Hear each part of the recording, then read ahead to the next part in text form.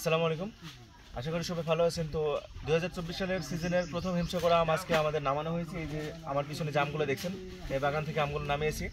তো আজকে এই আমগুলো চলে যাবে বাংলাদেশের বিভিন্ন প্রান্তরে। এতদিন যারা ধৈর্য ধরেছিলেন, অপেক্ষায় ছিলেন যে কবে আম পাঠাবো অ্যাকচুয়ালি আমি ওয়েট করেছিলাম আমরা কখন পরিপক্ক হয়, কবে এটা পারফেক্টলি নামানো যায়। এবং বড় গাছের আম, আমি ছোটো গাছের আম সিজনের প্রথম দেয় না, আমরা প্রথমে দিব আপনাদের বড় গাছের আম, যেন আমটা পরিপক্ক পাওয়া যায়, ঠিক আছে।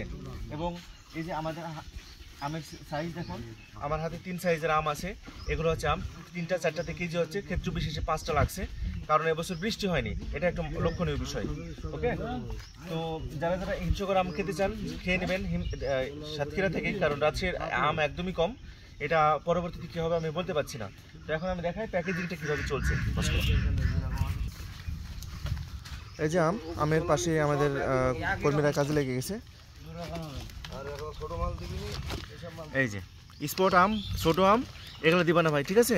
মানুষ যেন বিশ্বাসটা অক্ষুণ্ণ রাখতে পারে। ওকে, আমাদের আমের নিচেও যেরকম সাইজ দেখবেন, উপরেও সেরকমই সাইজ দেখবেন। উপরে যে বড় আম দিয়ে আপনাদের ভোগাস দিব না, এটা হবে না।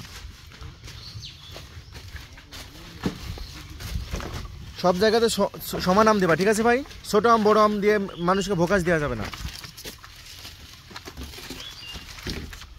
এই যে আমরা আমাদের কাস্টমারকে এটা এতটুকু এনশিওর করতে চাই যে আমরা আপনাদের যেটা বলবো, কমিটমেন্ট দেবো, সেই কমিটমেন্ট অক্ষুণ্ণ রাখার চেষ্টা করবো সবসময় ইনশাআল্লাহ। এবং যারা আম নিচ্ছেন এগুলো সব আমার 4 বছরের পুরনো কাস্টমার, নতুন কাস্টমার এই বছর এখনও একদম কম।